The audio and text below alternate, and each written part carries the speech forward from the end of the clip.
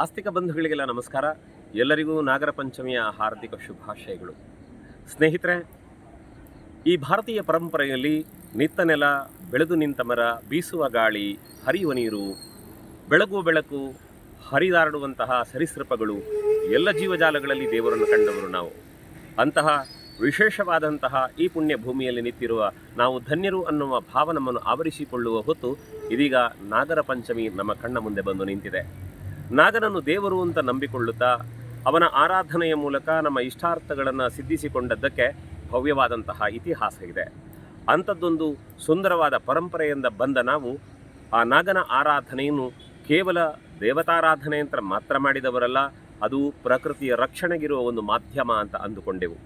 ಹಾಗಾಗಿ ಅಲ್ಲೆಲ್ಲೋ ಮನೆಯ ಪಕ್ಕದಲ್ಲಿರುವ ಬನದಲ್ಲಿ ನಾಗನನ್ನು ಶಿಲಾರೂಪದಲ್ಲಿ ಪ್ರತಿಷ್ಠಾಪಿಸಿ ಅವನಿಗೆ ಹಾಲೆರೆದು ಕೃತಜ್ಞತೆ ಹೇಳುತ್ತಾ ನಮ್ಮನ್ನು ಪೊರೆಯುವಂತಹ ಪ್ರಕೃತಿಗೆ ಧನ್ಯವಾದವನ್ನು ಹೇಳುವಂತಹ ಒಂದು ಆರಾಧನೆ ಈ ನಾಗಾರಾಧನೆ. ಅದರ ಜೊತೆಗೆ ನಾಗನ ಆರಾಧನೆಯ ಮೂಲಕ ಈ ಪ್ರಪಂಚದಲ್ಲಿ ಕಾಣಸಿಗುವಂತಹ ಎಲ್ಲ ಜಂತುಗಳು ಕೂಡ ಅದು ದೇವರ ಅಂಶದಿಂದ ಕೂಡಿರ್ತವೆ ಅನ್ನುವಂತಹ ಅಧ್ಯಾತ್ಮದ ಚಿಲುವನ್ನು ಜಗತ್ತಿಗೆ ಹೇಳಿದ ಪರಂಪರೆ ನಮ್ಮದು. ಸ್ನೇಹಿತರೆ, ನಾಗನ ಬಗೆಗೆ ಅನೇಕ ಕಥೆಗಳಿವೆ.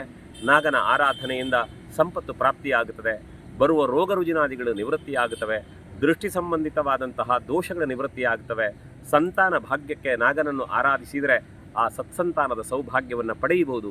ಹೀಗೆ 10 ಹಲವು ಫಲಗಳು ನಾಗನ ಆರಾಧನೆಯಿಂದ ಸಿದ್ಧಿಸ್ತವೆ ಅನ್ನುವುದು ಧಾರ್ಮಿಕರಾದ ನಮ್ಮ ನಂಬಿಕೆ.